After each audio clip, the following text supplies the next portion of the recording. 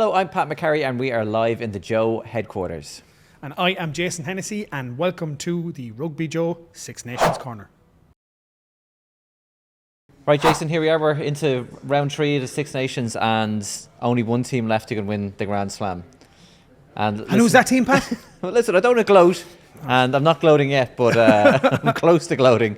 Ireland are there. Scotland were the last team kind of left. They were kind of threatening for it as well, and you know, they're getting all very excited, but then they kind of went against them. We'll probably cover that a little bit later on, but I suppose, first of all, just going back to the game in Rome, bonus point win, wrapped up before half-time with the try-scoring bonus, but not everybody 100% happy with how Ireland got on, but what was your take on the whole thing?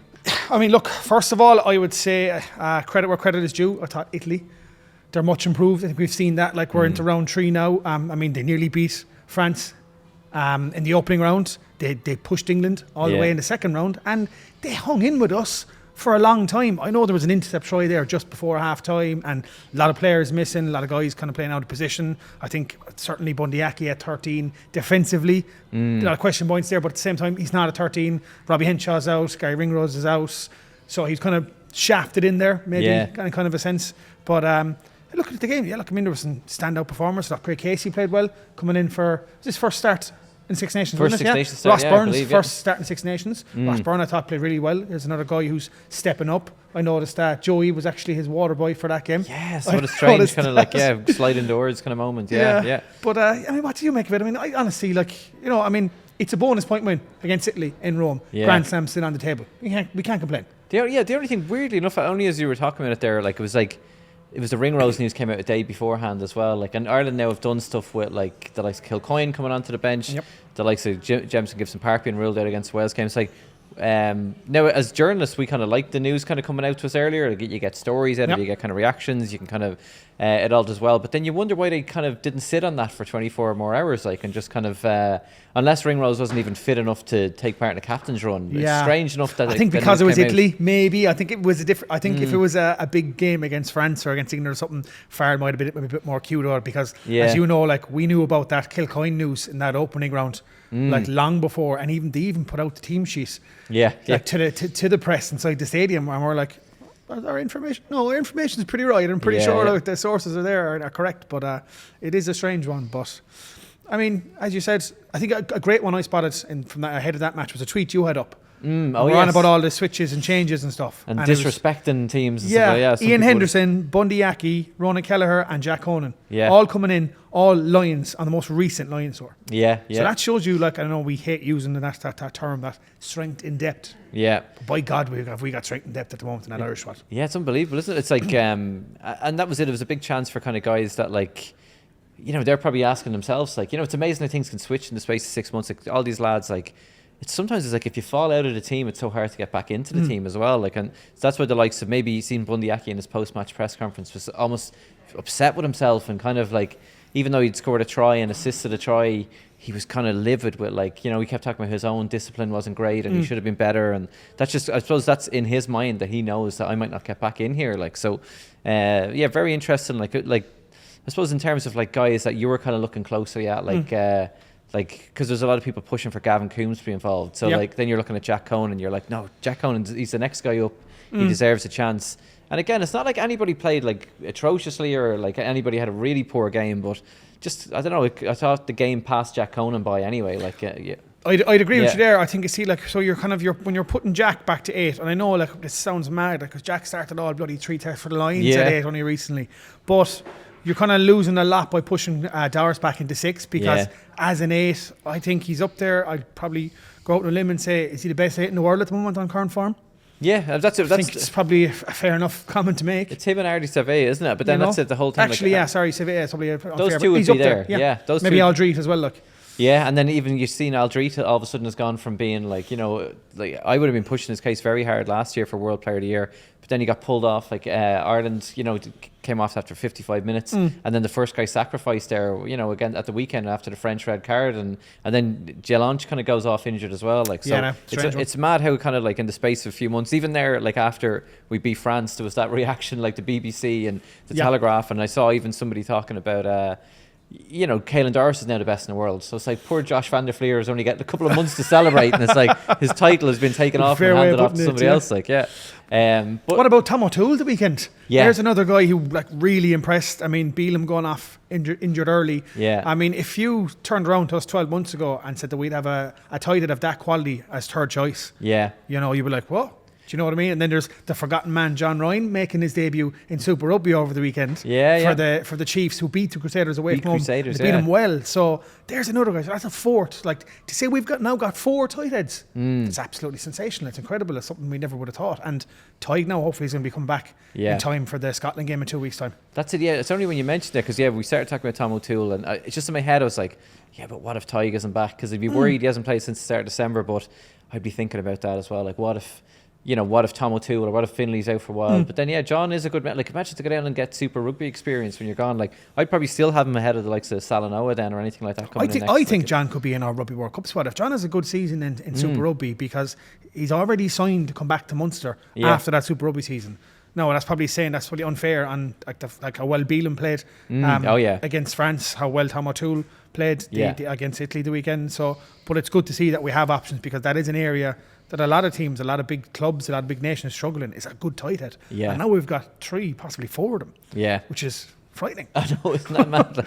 But I suppose like in terms of like, it'd be interesting. Andy Farrell was speaking to the press over in Rome after the game, and he was talking about he expects Furlong to train this Wednesday or Thursday. Yep. He says Gibson Park is fit. He says Sexton's fit.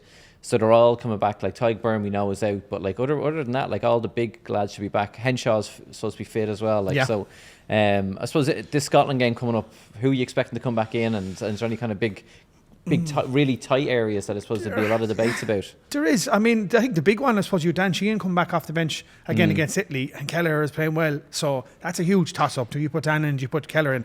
I think it's 6 and 1 half a dozen. Like, I mean, I don't care, to be honest with you. I think they're both equally as good. I think Ty comes straight back in against Scotland if he's fit, because we have a week off this week and then a week on, so he's got time to get back. When you're Ty Furlong, he's done it before. He's had blocks off and come straight back in. I think he goes back in. I think in the second row, I think Byrne is out there again. I'm still not like 100% impressed by Henderson at the moment. I think he's a bit of a penalty machine. I think his kind of best days are behind him. For me, I thought Bard, whatever way everyone gives out to me. Everyone gives out to me the way I pronounce that. I always say Bard. I thought he impressed coming off the bench, but I think he probably maybe will go with Henderson just because of his experience. Obviously, James Ryan had a great game, captain. After that France game, when he captained there last year, there was a lot of question marks over him. I thought he did a good job with the captaincy against Italy. And then if you're looking at the rest of the team, I think Connor. If Jamison is fit, does he come in over Connor? Because Connor's been playing well. That to me now is a huge. I don't know. I'd love to be a fly on the wall for that team meeting, that selection meeting. I think obviously Johnny comes back in at 10. Centres, I think you're going to go probably with. I think you stick with Kluski and you bring Ringrose back in, and I think you bring Robbie Henshaw onto the bench. Okay, yeah. If that's me, I think you bring him in as your 23, because it's Robbie Henshaw, and I don't think Aki did enough the weekend, and I think I'd rather have a Robbie Henshaw, and he's done it before, been out for ages, and come back in, and then, I mean, your back three, I don't think your back three changes at all, to be honest with you. Yeah. What do you think? It's funny, it's kind of like say Sexton and Furlong come straight back in, even if they haven't played for a few weeks, and I would just put them straight back in. I'd probably put Henshaw back in as well myself, but then you're talking about Gibson Park, and now all of a sudden I'm being a bit more cautious, and I'm like, let's stick with Murray, let's stick with Conor Murray there. So I think I'd go Henshaw, Ringrose, and then this is going to be very, very harsh now for and I championed this guy for so many years almost to see him, but I'd probably go Henshaw, Ringrose, and then Aki on the bench, and then all of a sudden poor McCloskey's dropped out of the squad. Pat, don't drop McCloskey. I'm not dropping. I thought McCloskey was brilliant at the end of the weekend. No, I'm not dropping McCloskey. I'm not doing it to him. No way. Okay, well I think we'll agree to disagree. There's another one is I think I would have Baird in the team now after seeing that. He came up, if you're talking about chances, I don't think Henderson kind of took his chance. No. But I think Baird came off the bench and did. But I still think that Henderson's going to be the one starting against the Scots as well. And then I think maybe I'd go Sheehan starting against Scotland as well. That's kind of it. They're the main ones. And O'Mahony, of course, comes back in. And I would mention that. I would put O'Mahony back in at 6 and then put Doris back to 8. But we kind of alluded to that already. Yeah. And then in terms of the game now, it's almost, I was speaking to a friend when I was my son was playing a soccer game there at the weekend, and I was just saying, I just hope France absolutely put a beating on the Scots here. Like, it'll make it easy for Ireland, and like they'll take Scotland out of the equation. And then his argument was like, no, I'd love if Scotland won, and it'd be a real test for us in a World Cup year away to at Murrayfield. Yeah. It'll still be a test. They're still in title contention. Like, so. Yeah. But I kind of I don't mind at all that Scotland did get their wings clipped a little bit over in Paris. Like, so. Well, I suppose, like, what would you think from seeing those two games? And then it was such a disruptive game with the 2 yellow cards, or red cards, I should say. But like, would you be wary enough about going over to play them in Edinburgh? To be honest with you, I think yes. I think if you look back at that game, it wasn't a poor Scotland performance. And like, France at times played some good rugby. And I know like the 2 red cards kind of threw everyone off, but France have shown, like, Russell was incredible again. Yeah. You're going over to Edinburgh, you're going over to Murrayfield. It's a different kettle of fish. Yeah. And it's not like it's not like one of the Scotland teams of old. Now, to be honest with you, I would back Ireland to get the job done. But at the same time, yes, I would be quite wary of Scotland, because I know Scotland teams of old now, after losing that French game, their heads might drop, but I don't think so. As you said, they've won those first 2 games. If they beat us, all of a sudden it's game on again. Yeah. So it's not like they've nothing to play for now, like, as in there's only a game. So we'll have lost a game, then they'll have won a game. So if they beat us at home, it would open everything. Yeah, it up, opens everything up. So like, they have everything still to play for. Yeah. So I know they don't have a Grand Slam to play for, but they still have a Six Nations to play for. And when's the last time Scotland haven't won the Six Nations? Since it was the Five Nations. Yeah. They won the very last Five Nations, actually, if I'm not mistaken. Yeah, and that's it. Like, so, like, the other one for me is just like, they're a more settled team then as well. Like, sometimes you see with Scott, maybe because they're losing, they make changes, but there's a lot of guys in there that have looked settled as well. I still kind of thought, like, it'd be frustrating, of course, being a Scottish fan, but like, just moments against France were like the intercept, like, that wasn't just a good read, that was like telegraphed that was going to be that was going there as well. And they were pushing things a little bit that maybe they gave themselves too big of a hole to dig themselves out of. Yeah. I thought the one for when Duhan van der Merwe, like, that was just poor passing. It was just like they're just throwing a brick or something like that. Like, just get the ball out to him, and he could have done. He nearly got it down, even though his teammates didn't help him out with the passing at all. Like, so, they still, like, they'll be frustrated with themselves that they kind of left it there, and then even conceding that late try then as well. Like, so, but yeah, they're much more settled. A lot of players who are kind of doing decent for them as well. Like, so, and then Finn Russell, like, that's the big one. Like I think it's a kind of a debate where it happened. I saw somebody tweeting it there, like, maybe at the weekend, and there was a lot of like Finn Russell love. He sat down with the BBC Rugby Union Weekly crowd, and he was sitting down in a lot of interviews, and it's like, is he the best 10 in the world rugby? And initially I was like, will you give me a break? Like, 2 good games doesn't do it for you. Like, but he did decent again at the weekend. Like, is he in the debate, or if we're even like debating top 5, out halves in the world, is he in there for you? I think he has to be in that conversation. If you look around at the moment, I mean, I know he can be a little frustrating to watch people at times. Sometimes his kick can be a bit off, and people, I suppose, kind of get a little pissed off sometimes when they see when he makes a mistake and he starts laughing about it. But I haven't seen so much of that from him since maybe the opening game. He seems to have switched on a bit more. I do think, he's a maverick. I kind of liken him maybe to someone like a Quade Cooper. Quade Cooper was always up in that, and Quade Cooper perhaps wasn't in that conversation because he just wasn't sure enough and steady enough. But I think Russell has that element to his game. And if I'm looking around across the board at the moment, I mean, if you look at the leading 10s, you've got Pollard with the Springboks. At the All Blacks, I mean, I suppose it's Richie Mo'unga or Bowden Barrett, whoever they're going to put in there. Then you've got Johnny with us. And then England, you've got Farrell or Smith. If you're looking at Australia, who's in Australia's 10 at the moment? They're still bringing Foley in. They're still bringing Foley in, so they're not really fixed. So, to be honest with you, there isn't a huge amount. Bigger's not getting his game for Wales. Bigger is fading off. If you look around, the quality of 10s around at the moment is actually dipped massively. And so, he is in that conversation. He's up there. I mean, Johnny's in that conversation, and he's 38 years of age.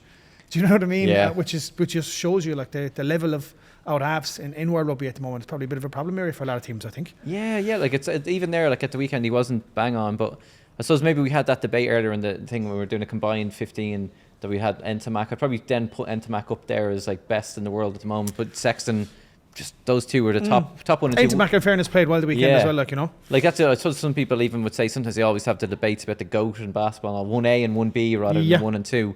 And then, like, Russell all of a sudden is in the mix. And then that's unfortunately what happens sometimes is like when the Six Nations is on, every player who plays well in the Six Nations is the best player in the world. And then when the Rugby Championship kicks off as well, every player who plays in that is the best player in the world. But bring on the World Cup so we can settle that debate. Settle it. And I was going to say settle it for long, but it'll be settled for a month or two and it'll all kick off again. But that's it. Like, what did you kind of think of the game itself? Like, it's like to have two kind of, I think within 11 minutes there was 2 red cards, both right calls. What do you think about that? Yeah, certainly. I thought the first one, you know, I mean, it's a shoulder hit to the head. He doesn't dip in the tackle. I don't think there's any mitigation there. It's dangerous. It's with force. I think he made the correct decision. I think the second decision, kind of very similar to the Ireland-France incident with Wayne Barnes with Antonio. The referee very much, he's like, I'm not going to try and pronounce his name, the Georgian referee, I'm not going to even let him to pronounce it, but he nearly bottled that big time. Because he was looking and his last kind of line was the fact that there was enough mitigation there for him to bring it down to yellow. And I'm sorry, like, I don't know what match he was watching. After there is no mitigation when it's a flying headbutt offside into another guy's head with force that could have done serious damage. I mean, that French pop has got a bit of a record himself. I mean, he's currently serving an 18-month suspended sentence for like robbery or whatnot over in France. So I think, to me, credit where credit is due. Credit to the TMO there. I think that's what should have happened in that Ireland game. The TMO kind of just like, are you sure? You want to have another look at that? Yeah. And that's what he did. And he brought him up and brought the red card. That should have happened to Wayne Barnes in the Italian match. Sorry, Italia. What am I saying? In the French match. In the French match. Because we all know that was because it's been proven since, because Antonio himself admitted it was a red card offence and got banned for it. So I think in that situation, sometimes the referees do need a little bit more of a kick. Because it is difficult when you're on the pitch. When you've got all these voices around you, you're only looking at a kind of a screen that's in front of you. These guys are sitting down in the office, they're in their TMO booth. They can see it better, they can see the angles better, and they don't have the pressure of everyone around them. So if they go, do you want to have another look at that? I don't think you made the right decision. They need to step up and do that and like make it easier for the referee, because if that wasn't a red card, it would have been shocking because it was just blatant and clear. That was more of a red card than the first one. And he didn't question the first one. It was straight off. Like I loved after, like, there was multiple replays. We were talking to this guy, their tie head, Mohammed Hawass. Like, he got sent off against the Scots for decking or like throwing a dig at somebody a few years ago. Like, he did indeed. But then there was like multiple replays on the screen. We saw it going on for ages, and finally gets the red card. But it's still, he went, what? Like, me? It's like, you're the guy we've been watching here for the last couple of minutes. So clear red, like, but and then it made for a really good game then, because it was really open as well, wasn't it? Like, but I'm still like, France are funny, like, whereas they were getting wins in games like this last year. I know they got the win there as well, but they're not quite as good as they were last year together. Like, what do you think about when they come up against England now? Like, that's going to be a tough game at Twickenham. I think it's fair to say, look, France are missing a good few players now as well at the moment. Like, I think, look, they were beaten by the better team when Ireland played them. That Scotland game, it was a bit of a messy game. I said, more credit to Scotland, they're a better side than they were before. Same where Italy are a better side than they were before. So maybe that first game kind of caught them on the bounce a small bit, but they still got the victory. Do you know what I mean? Like, and they remember as well, they were playing us in Dublin. So that is a big thing. I wouldn't read too much into France. I still think France are probably the third best team in the world. Probably the second best team in the world. I think like they're going to be up there come World Cup. To be honest with you, I still put them down as slight favourites. They're the favourites because it's not in France. And when they get out, providing they don't get any nasty injuries and they pretty much have like a 90-95% squad to pick from. So I wouldn't read too much into it. I mean, looking at the England game, to be honest with you, I didn't see an awful lot from England again the weekend. I thought Wales were awful. Awful. I think Wales were playing a different sport. But at the same time, I feel sorry for Wales because what they've had to deal with this week. I mean, we didn't know there was a match until Thursday. On Wednesday it was still up in the air. They delayed their team announcement.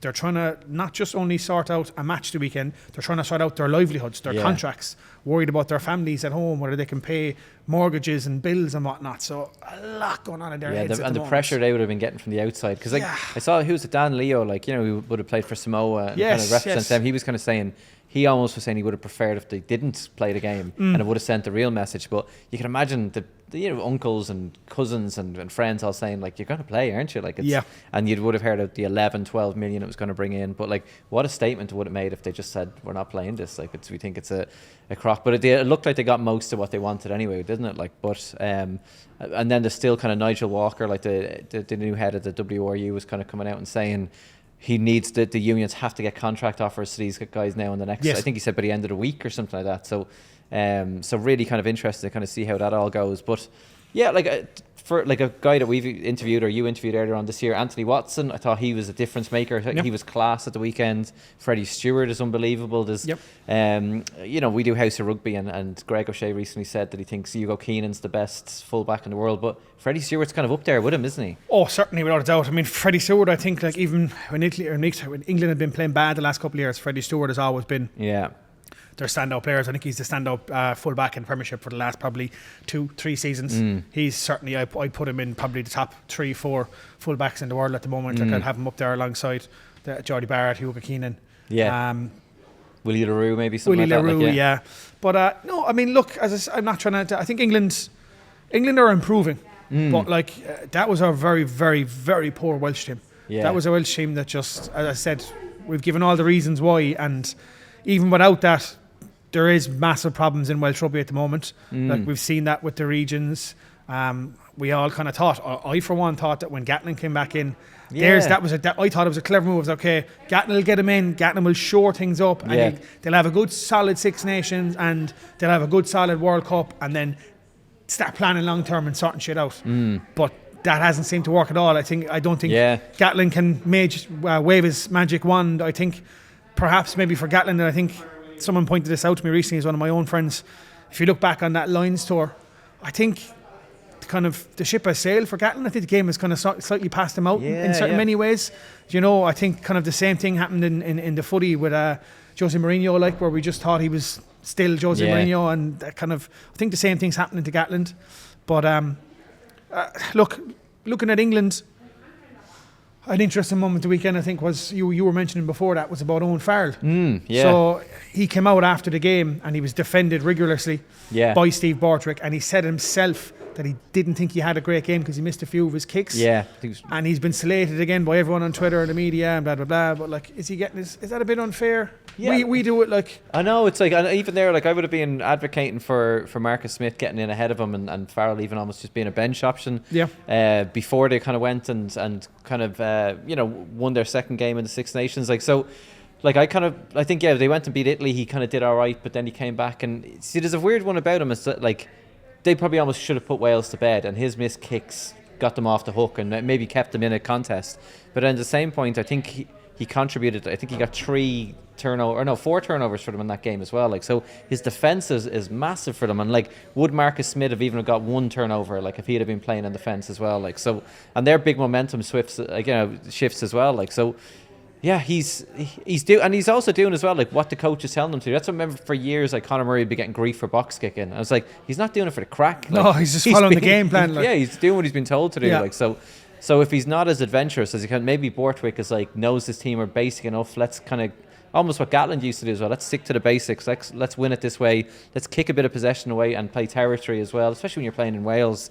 So yeah, he was getting a bit of grief. His only thing is his kicking, like, and what's going on there? Is that a permanent dip, or you probably only find out maybe in the next couple of games, like. But I've gone, weirdly enough, it's like gone from saying he should be kind of dropped to now all of a sudden defending the guy as well, like. But yeah, he's a character, like, where if anything goes wrong, people just turn on him an awful lot of the time. It's not always fair, I'd say. I think the same thing, like if you look at it, the same thing happens over here with Johnny. Like Johnny, like, let's be honest, like anyone watching this that isn't Irish, like most people outside Ireland don't like Johnny. And they've never liked him because they think he's a bit kind of like childish. He's a bit, it's just because in the ref's ear the whole time. He's in the ref's ear. Like the same thing happens, like we often complain about Bigger. When you're in that pivotal 10 role, all 10s are like that, because all 10s, you don't become a 10 unless you have that competitive edge, that competitive drive. And it's probably, let's be honest, your 10 is your quarterback in rugby. Your 10 is probably the most important position on the pitch. In fact, it is the most important position on the pitch, without a doubt. So what Farrell has done, he does have credit in the bank. He's a good leader, he's a good captain. Yes, his kicking is a bit off, and that would be a bit of a concern, because for me, Farrell has been over the last 5 or 6 years, maybe even longer, probably one of the best kickers in the world. And it's always been a strong point in his game. I'll never forget being over in New Zealand for the 2017 Lions tour, and that second test we won, and I remember I was behind the goals for that match, and like Farrell getting those couple of kicks. I remember there was a Kiwi supporter beside me, like, and he was like, "You guys ain't gonna win." Sorry, that's more of an Australian accent, is it? I'm sorry, my Kiwi accent isn't great, but she was just kind of like constantly in my ear, and it's like, you haven't got a hope, you haven't got a hope. And then I remember him sinking 2 like really important kicks, and taking a video on my phone of just Farrell sinking. I was like, that's what he's good at, and like I knew straight away Farrell's going to kick those kicks, and Farrell's kicking won us that game and won us that famous second test win. And getting to rub it into your one next to me was even better. I think she left before the game was over. The Kiwis they love giving it out, like. But yeah, I suppose that kind of maybe even just we could wrap it up. Even just now we're a little bit out, like, you know, we're like 10, 11 days out from all these games, and there'll be injury updates and all. But like just even just the flash predictions of these games, like how do you reckon it's all going to go? So we have England are at home to France then. Okay. So it's Le Crunch, yeah. Le Crunch. I suppose like going there with your like form would probably tell you it's going to be close, but I'm going to maybe side with England on that one then. Yeah. Really? You think England are going to beat them? Yeah. It's a big one. I almost regret saying it as I said it, but I'll stick with it. Yeah. I think England, France, Le Crunch in Twickenham. Yeah, as I said, France haven't been the France that we saw last year, but I haven't seen enough from England to beat France. So I would think probably a narrow win for France. And I think they might have a couple of their bodies back by then as well, because England aren't really missing many players like that. They ain't got too many injuries. Like, no, correct me if I'm wrong, I don't think they do, to be honest with you. No, are they missing anyone major at the moment? Just what I was going to say, Tuilagi. He's probably Tuilagi wouldn't even be starting at the moment. Yeah, and he just gets himself banned the whole time. Like, so even when he before he was banned, he wasn't getting in the squad. Like, so I don't think, and I think France are only going to improve. So I'm going to go with France. Yeah. Then we have a hopeful like Wales against Italy now, which is the kind of toss up in the air.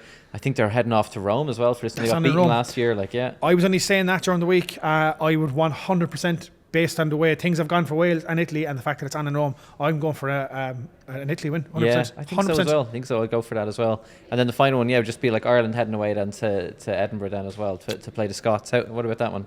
I think we'll nick it, to be honest with you. I think, as I said, we've a lot of guys come back in. You've got Johnny coming back in. You've got Ty coming back in. You've got a couple of positional changes. I think I think it's going to be like a real high quality test match. I think like Scotland are going to be up for this because this is their chance. They've got us at home, and if they don't win this, then it's all over. So I think they are going to be like this. There's going to be speeches. There's going to be tears in the anthems for Scotland before this. It's going to be a big one for them. But I just think I'm a terror for this, and I've said it before, being on the fence and being a little apprehensive towards Ireland. We're the best team in the world at the moment. So I think we're going to win that, and we should be winning that game. I think so as well.